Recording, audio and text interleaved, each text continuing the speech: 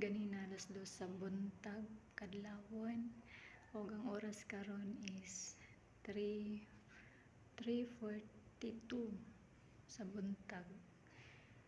Mata pagyapon ko pero ready na para matulog si Akits kay patulog naman ko, okay na matulog na ko. Well, dako kay lang balay diri sa ginikanan ni Sir. Ug manghinaot ko na naauntay kadama na pareha na ako Pilipina. Kanina nakita ko duha ka bawo nakitaan mga Ethiopia man yun. Una sila mga iya-iya og kwarto. Sim diri pod sa ako na lahi nga kwarto. Matag kadama giseparate nila ang mga kwarto. Manginaot lang ko nga magkasinabot mi kay 5 days para ba mi diri. After da na muuli na dayon. Basta kaingon sila 5 days daw mi diri sa ginikanan sa akong amo na lalaki.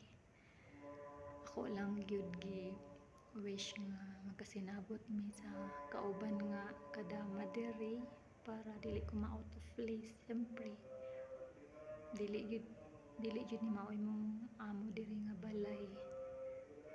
Pero kinahanglan lang gyapon ko na makisama siyempre sa kanila.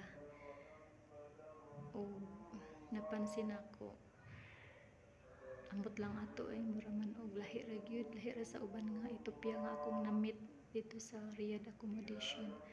Pero basin kay mao pa may pagkita na mo ugma inapunta nga mabali-bali sila kay saon na lang. Nagbiyahe mi ganina alas 5 sa hapon gikan sa Jeddah sa balay sa akong amo. Layo-layo gyapon ang biyahe. Pero okay ra. Wala pa'y tulog si Akits. So matulog na ko. Magmata ko niya mga alas 5. So hinaut makatulog din ko para na ako itulog mga bisan og isa lang ka oras. Ani na gyud ni pag naa ka diri sa abroad magtrabaho, kulang gyud imong tulog. So agwantahon na lang gyud. Maanad ra ko kung madugay na gyud ko diri. Yun lang. Good night. Good night friendship. Good night mga anak ko, mga akong ginikanan, akong minamahal na mga anak, igsuon ginikanan sa tanan-tanan. Good night. Good morning. Good morning to me. Bye.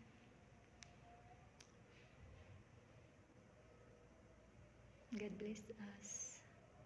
God bless us. Take care everyone.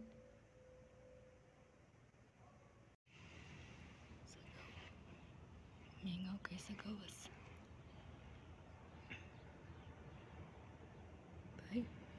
5:23 AM.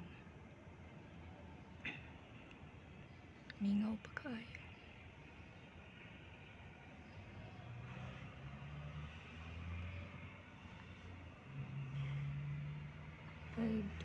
AM.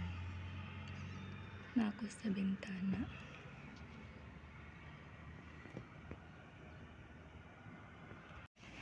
Good morning. Namalat na akong lips. Good morning. Bangon na.